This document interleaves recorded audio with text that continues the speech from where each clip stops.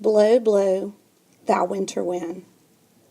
The song below comes from Shakespeare's play, As You Like It. In the play, a character named Duke Senior was removed from his throne by his brother. Wow. I'm going to underline that because talk about betrayal.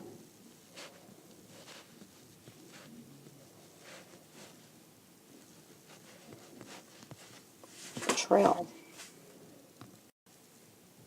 It definitely is a sense of betrayal when one has been removed from his throne by his own blood, his own brother. And Duke Senior has to escape with some of his friends to a forest in France.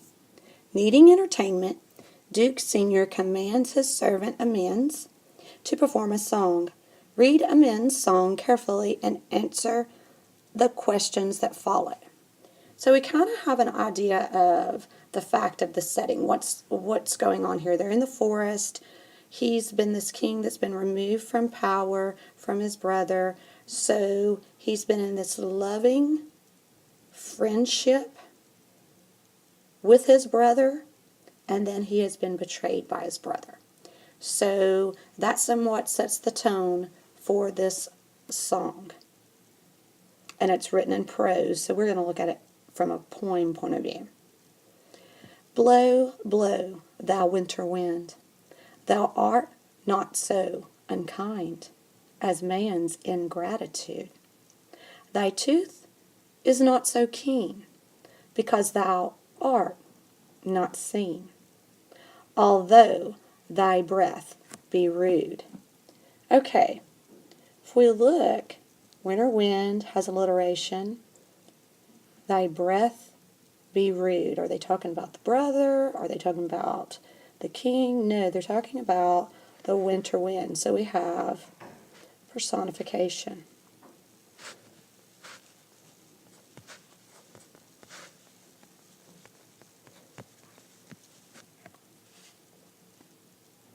Hi-ho, sing hi-ho, unto the green holly, most friendship is feigning. So there we have alliteration again. Winter wind, alliteration. Friendship feigning is alliteration. Most loving, mere folly.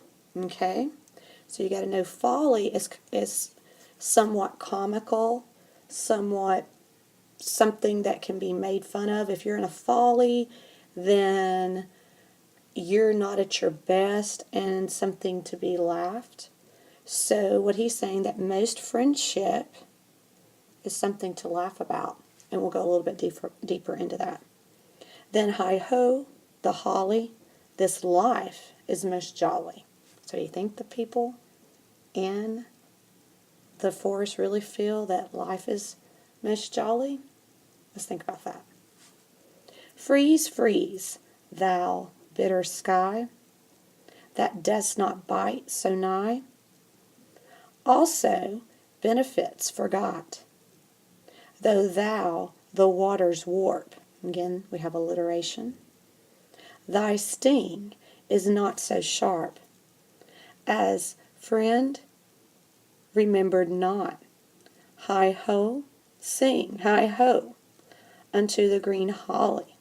Most friendship is feigning, most loving, mere folly. Then hi-ho, the holly, this life is most jolly. So just from looking at it from a literary device standpoint, we have winter wind, alliteration, friendship is feigning is alliteration, waters warp is alliteration, and of course, blow, blow, thou winter wind, that's definitely the wind and the winter being personified here. Okay? And we'll go deeper into some more that we see as we read the poem again.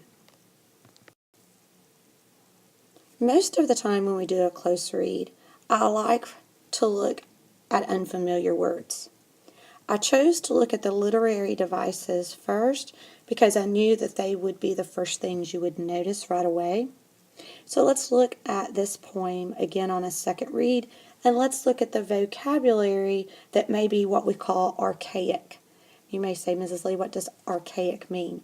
Archaic means words you don't hear now, but you would see in texts that were written long ago. Starting with the first stanza. Blow, blow, thou winter wind, thou art not so unkind as man's ingratitude. Thy tooth is not so keen because thou art not seen. Although thy breath be rude, hi-ho, sing hi-ho, unto the green holly. Most friendship is feigning, most loving mere folly. So when we go to the bottom, where we have our vocabulary key, we have so far had the words rude and feigning. Okay? Rough and harsh is how rude is being used in this text. Feigning is pretending. So let's go to that bolded line. It's 5, 6, 7, 8. The 8th line, most friendship is feigning, most loving mere folly. So, I think of another F word here, fake. He is saying most friendships are fake because in the end, what happened to this man? He was removed by his brother.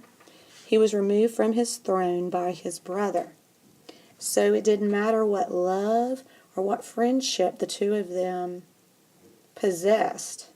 When it came to power, the brother put that to the side and overthrew his brother. So what the singer is saying is that most friendship is not real. You're pretending. Most loving is a mere folly. It's comical. Okay? To really, truly love someone. It almost sounds like to really, truly love someone more than you love yourself. The way I take it. And we have some repetition here that has, I don't know if you would call the hi-ho truly onomatopoeia, but you definitely have some lyrical verse here. Then hi-ho, the holly, this life is most jolly. Okay? And he's being somewhat sarcastic here, or what you would call ironic here. He's really not meaning that. He's really being what we call using satire. When someone is being sarcastic or showing sarcasm, especially in writing, then it becomes satire or satirical. This life is most jolly. So that's definitely satirical, especially based on the situation in which they are living at the time. They're on the run. Freeze, freeze, thou bitter sky. Okay, and bitter, I underline, not because you didn't know what it means, but because it's a really good word to use with some of the writing that we have been doing this week with the bitter cold. So bitter doesn't have to mean like someone's bitter, but that something can be bitter, and that's a bit of personification. I'm just going to put a P here for an abbreviation. Freeze, freeze, thou bitter sky, that does not bite so nigh. And nigh, when you go down to your vocabulary, nigh means near. So let's read it with a near.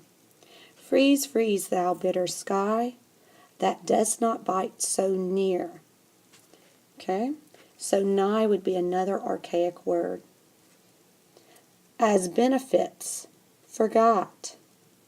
So does it benefit someone to forget the bitterness that's so close? It could. Or is he saying the reverse? That the people that were bitter, the people that did do this horrible thing, the brother overthrowing his brother, the king, were those people able to forget too soon? So that's something to think about. Though thou the waters warp. Warp means freeze and it's another piece of archaic language. But warp means freeze. Waters warp again, alliteration. Though thou the waters warp, thy sting is not so sharp, as friend remembered not. So did the friend remember? No.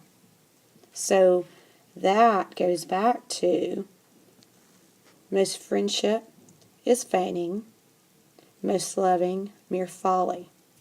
And then we have hi-ho, sing hi-ho, unto the green holly. Oh, we have a use of repetition here, and I think could really help us with the theme of the poem. Most friendship is feigning, most loving mere folly. So we're going to have repetition. I'm just going to put REP and abbreviate. I don't have enough room. Most friendship is feigning, most loving mere folly. Then hi-ho, the holly, this life is most jolly. And again, we have that repeated, and we said that was satire.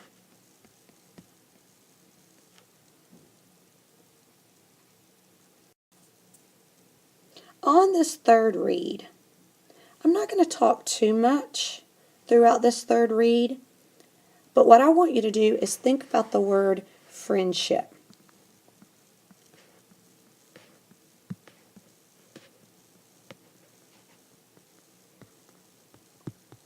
If I am telling you friendship is a thematic